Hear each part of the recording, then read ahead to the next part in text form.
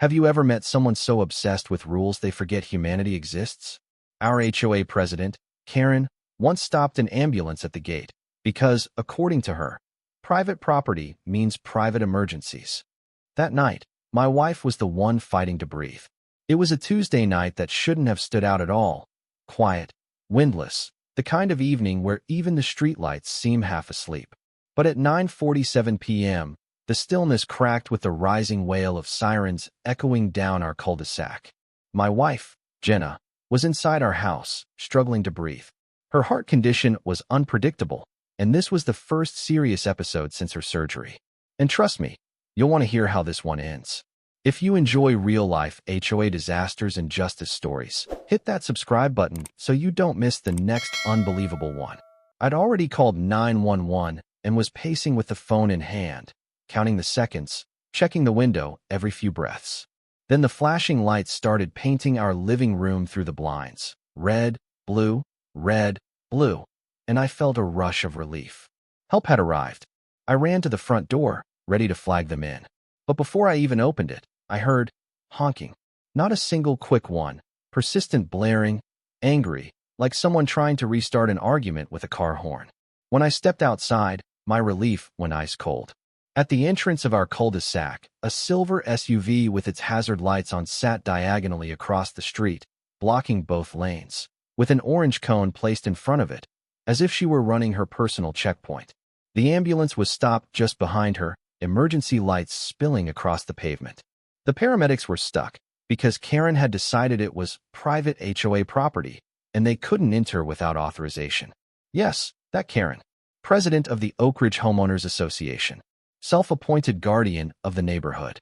She'd spent months emailing us about our mailbox paint color, measuring our trash bin placement, and complaining about unauthorized guests who turned out to be my brother helping me fix a gutter.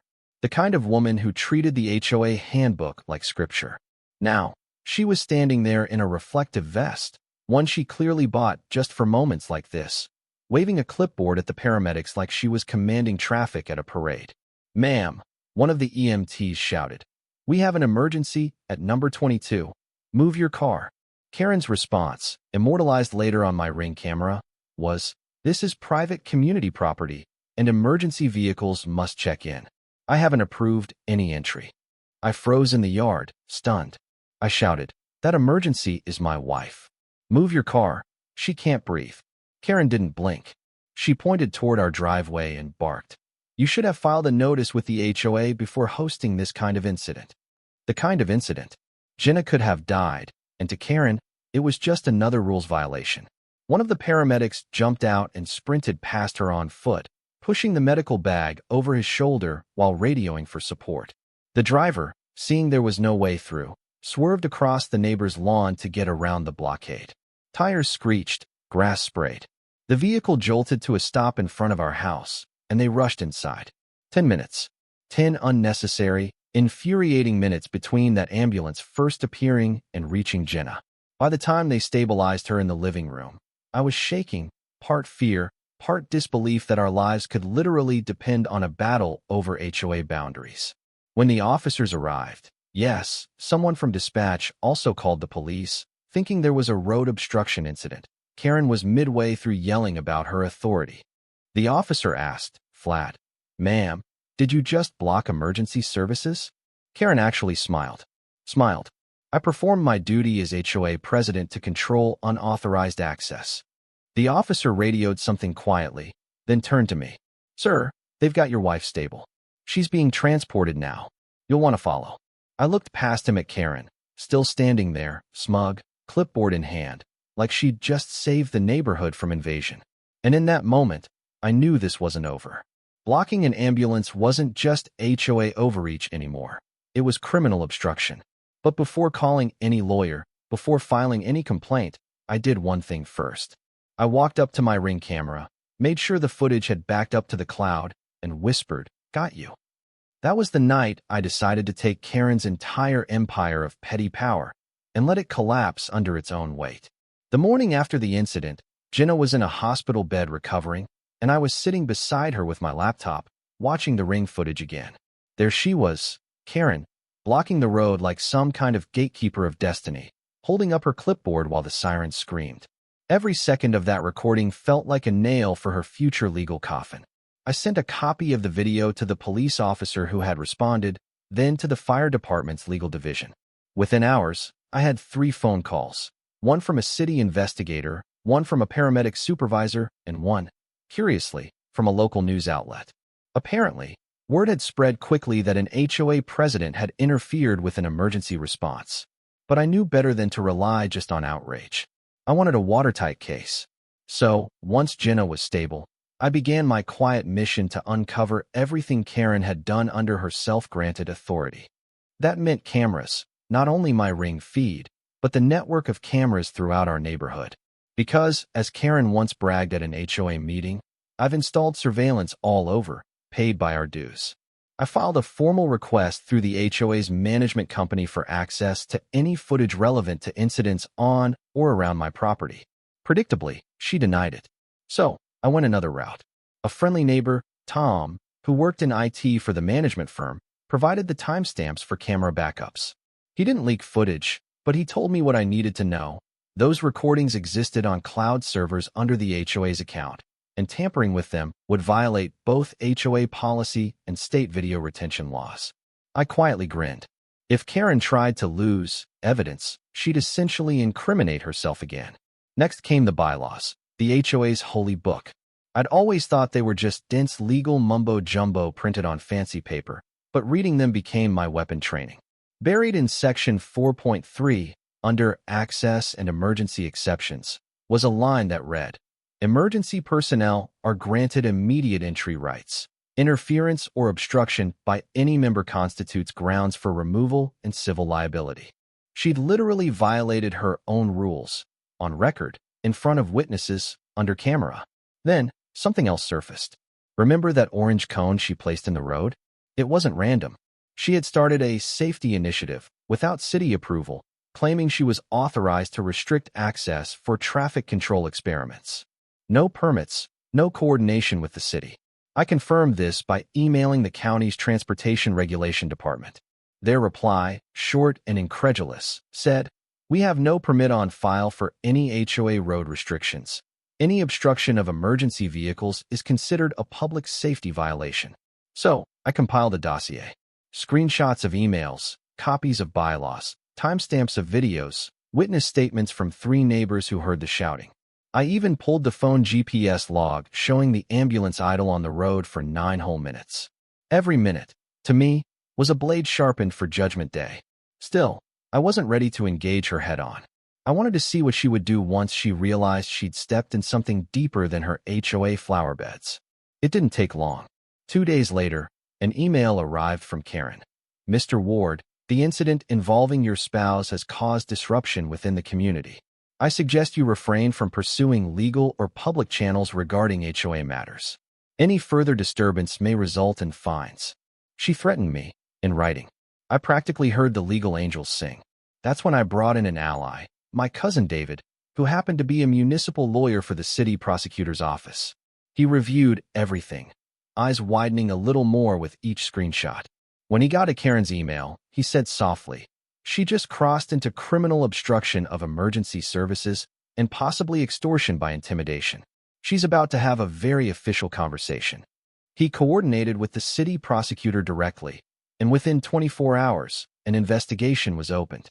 Karen didn't know it yet, but the walls around her power trip empire were starting to creak. Meanwhile, I kept gathering. I installed a discreet camera on my mailbox, just in case she tried any retaliation. The very next night, she did, marching onto my lawn with a flashlight, photographing my recycling bins at 11:43 p.m., muttering about repeat offenders. The camera caught everything. At that point, my anger was gone. I watched that footage and just felt calm. Because every officer, every lawyer, every neighbor who'd endured her would soon see who she really was, and why her HOA crown was about to turn to dust.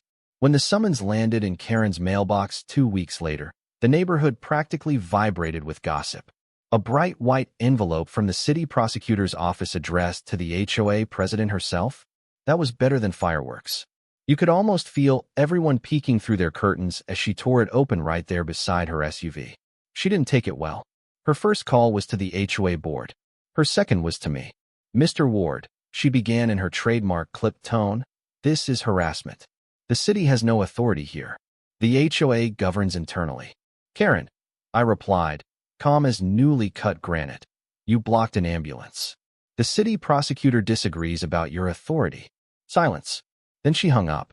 The hearing was held at the municipal building downtown, a modest, wood-paneled room with rows of chairs and the faint scent of disinfectant mixed with justice.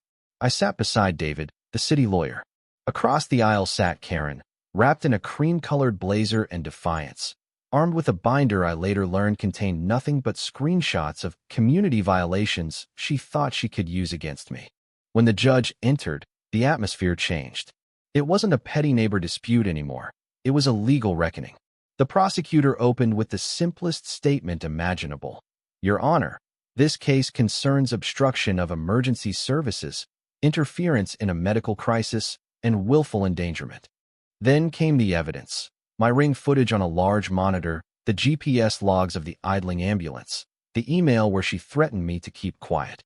When the video played, the moment she said, "They can't come in without authorization," a noise rippled through the room. The judge's eyebrows shot up. Karen tried to pivot. "Your Honor, the HOA bylaws grant me jurisdiction." The prosecutor interrupted, holding up the printed bylaws. Section 4.3. Emergency personnel are granted immediate access. So your own rules contradict your claim. Karen's voice faltered. She looked like a malfunctioning AI, trying to compute humility. When it became clear the case was slipping away, she tried one last angle. She blamed miscommunication, claimed she was ensuring safety from traffic hazards, and insisted the incident was exaggerated. But then the firefighter from that night took the stand, uniform pressed, voice level. She blocked us from entering. I personally had to run to the residence on foot with equipment while my partner maneuvered the ambulance onto private property. Had the patient deteriorated further, the delay could have been fatal. That sealed it. The judge leaned back slowly. "Mrs. Holcomb, do you understand the gravity of your actions?" Karen blinked rapidly. "I was just doing my duty." "Your duty," the judge said, "is not above the law." The verdict landed like a hammer. Guilty of obstruction of emergency services, binding municipal probation, removal from the HOA presidency, and a fine that made her gasp out loud. But more telling than the sentence itself was the noise that followed. Neighbors whispering, almost cheering under their breath. The neighborhood's tyrant had finally been dethroned, and by the very system she'd pretended to embody. Then came the twist. The city prosecutor, David's boss, stepped forward and addressed the court. "Given the extraordinary nature of this offense, the city will also issue a formal review of all HOA traffic and emergency access policies to ensure this never happens again." Karen's reign was done, not just in Oak Ridge, but her name would now echo through city memos, a cautionary tale in legal briefings about HOA misconduct. After the hearing, she was escorted out gently but firmly. The vest, the clipboard, both gone. Just a woman walking quickly down the hallway, mumbling to herself as reporters whispered. I visited Jenna later that evening. She was stronger, smiling again. When I told her what happened, she just nodded and said, "Good. Try telling me again that karma isn't punctual." In the weeks that followed, the neighborhood transformed. No more midnight trash bin patrols. No more nastygrams about mailbox shades. The HOA board quietly invited residents to rewrite the rules in plain language, accessible, fair, and rooted in empathy instead of ego. Karen sold her house within a month. The buyer repainted the door yellow. Fitting, since the whole street suddenly seemed brighter. As for me, I never wanted revenge. What I wanted was accountability. Something solid. Something that said, in the small corners of the world where power can be abused, someone's still watching, still documenting, still ready to stand up quietly and say, "Not this time." When people ask what I learned, it isn't about cameras or bylaws or prosecutors. It's this: petty power can't survive sunlight. You just have to be ready to flip the switch.